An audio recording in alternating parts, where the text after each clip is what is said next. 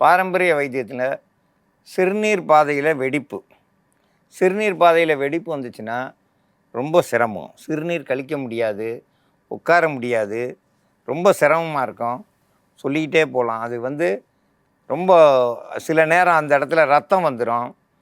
ஏன் வருது, எதுக்கு வருது? ஏன்னா நிறைய கழிவறைகளில் இருக்கிற அந்த தேவையில்லாத கிருமிகள் நமக்கு சிறுநீர் கழிக்கும்போது அங்கே தொற்றுனதால அங்கே பாதைகள் வெடிக்குது. அதில் முக்கியமான மருந்து புங்கன் இலை, விராலி இலை, கடுக்காய், கிராம்பு, நாட்டு மாட்டு வெண்ணெய், இதெல்லாம் கூட்டு கலவையாக சேர்ந்து இப்போ நம்ம மருந்தாக தயாரிக்க போகிறோம். சிறுநீர் பாதையில் வெடிப்பு யார் யாருக்கெல்லாம் வரும் அப்படின்னாக்கா, சர்க்கரை நோயாளிகளுக்கு கண்டிப்பாக வரும். உப்பு சத்து கூடி போயிருக்கிறவங்களுக்கு கண்டிப்பாக சிறுநீர் தாரையில் வெடிப்பாக வரும். புண்ணு இருக்கும், எரிச்சல் இருக்கும், வலி இருக்கும். அவங்களால சிறுநீர் கழிக்கவே முடியாது, அந்த அளவுக்கு வேதனை இருக்கும். மஞ்சள் காமாலை நோய் அவதிப்பட்டுக்கிட்டு இருக்கிறவங்களுக்கு அந்த சிறுநீர் தாரையில் வெடிப்பு வந்திருக்கும், புண்ணு வந்திருக்கும். அவங்களுக்கெல்லாம் மருத்துவமனைக்கு போனாங்கன்னா கத்தி டியூப்பு போட்டு விட்ருவாங்க. சிறுநீர் பாதையில் டியூப்பு போட்டு விட்ருவாங்க. அவங்களுக்கு உயிரே போகிற மாதிரி வலி இருக்கும். அதை ஒரு வாரத்துக்கு ஒரு முறை அந்த டியூப்பை மாற்றிக்கிட்டே இருப்பாங்க. அப்போனா தான் அவங்களுக்கு சிறுநீர் வெளியாகும். அப்படி அந்த டியூப்பு போடாமல் விட்டுட்டாங்கனாக்கா அடைச்சிக்கிட்டாக்கா வயிறு வீங்கிக்கிறோம், கசடெல்லாம் உள்ளே தங்கிக்கிறோம், கை கால் வீங்கும், அந்த மாதிரி இருந்துக்கிட்டே இருக்கும். பல சிக்கல்களை கொண்டு வந்துக்கிட்டு இருக்கும். இன்புட்டு, அதாவது அந்த சிறுநீர் தாரையில் வெடிப்பு வந்துருச்சுனாக்கா அவங்களுக்கு சிறுநீர் போகலை அப்படின்னு உடனேயும் தண்ணி அதிகமாக குடிக்கக்கூடாது அப்படின்னு நினைக்கிறாங்க. தண்ணி குடிக்கத்தான் உள்ளே இருக்க கசடுகளை வெளித்தள்ளிட்டு கொண்டு வரும். சிறுநீர் போகாமல் இருந்து கை கால் வீங்குது, நெஞ்சு வீங்குது, அதாவது நீர் கோர்க்குது உடம்புல அப்படின்னாக்கா அதுக்கேற்ற மாதிரி இந்த மருந்துகளை சாப்பிட்டீங்கனாக்கா அந்த உள்ளுக்க சிறுநீர் தாரையில் வெடிப்புகள் இருக்கிறது, உள்ளே இருக்க அடைப்புகள் இதெல்லாம் சரியாகி வெளியே சரளமாக வந்துருச்சுன்னா தான் அவங்களுக்கு அந்த புண்ணு ஆறும். இது மேல் பூச்சி மருந்தாக தான் நாம் போட போகிறோம். சிறுநீர் தாரையில் வெடிப்புகள் வந்திருக்கிறத சரி பண்ணுறதுக்கான மருந்து தயாரிக்கும் முறையை பற்றி நாம் இப்போ பார்க்கலாம். புங்க இலை எப்படிப்பட்ட புண்ணையும் ஆற்றக்கூடியது. வெடிப்பை சரி பண்ணுறது ஈஸியாக கூட்டு மருந்தோடு சேர்த்துக்கிறப்போ புங்க இலை கொஞ்சமாக எடுத்துக்கிறணும். அது கூட சேர்ந்து விராலி இலை,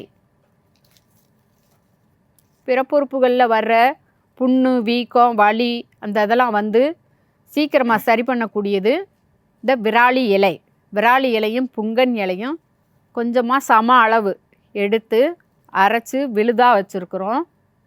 இப்போது இந்த விழுது கூட கடுக்காய் பொடி, சிறு சிறு புண்ணுகளை சீக்கிரம் துவர்ப்புத்தன்மை பட்ட உடனே அந்த புண்ணுகள் வெடிப்பெல்லாம் சீக்கிரமாக ஆறுறதுக்கு உறுதுணையாக இருக்கும். கூட்டு மருந்தோட கடுக்காய் பொடி,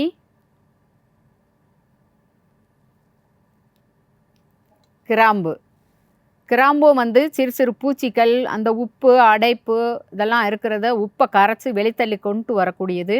கிராம்பும் கிருமி நாசினி அப்படின்னு சொல்லலாம். இந்த கிராம்பு பொடியாக அரைச்சி வச்சுருக்குறோம். அது ஒரு 1/4 ஸ்பூன் அளவுக்கு கூட சேர்த்துக்கலாம். இப்போ இது கூட நாட்டு மாட்டு வெண்ணெய், சிறுநீர் கழிக்க முடியாமல் அந்த வெடிப்பாக இருந்துட்டு எரிச்சல், உயிர் போகிற மாதிரி வலிக்கும்.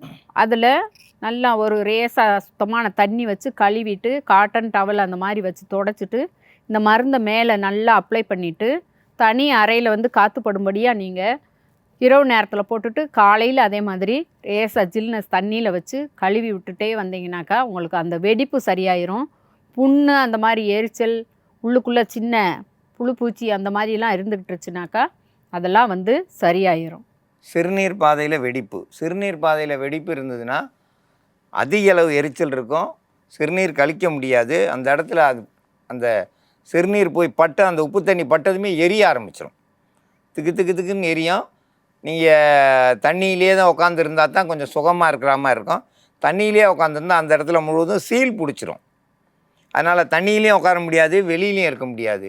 அவங்களுக்கு முக்கிய மருந்தாக புங்க இலை, விராலி இலை, கடுக்காய், நாட்டு மாட்டு வெண்ணெய், கிராம்பு இதெல்லாம் கூட்டு கலவையாக சேர்ந்து மருந்தாக தயாரிச்சிருக்கோம்.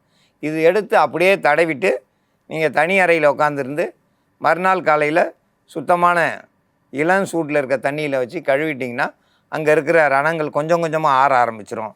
இது தொடர்ச்சியாக ஒரு வாரம் போட்டிங்கன்னா அதுக்கப்புறம் அந்த இடத்துல எந்த ஒரு வெடிப்பும் இருக்காது, புண்ணும் இருக்காது. சிறுநீர் பாதை வெடிப்புக்கு இது ஒரு சிறந்த மருந்து. இந்த மருந்தை பயன்படுத்தி பயன்பெற வேண்டும் என்று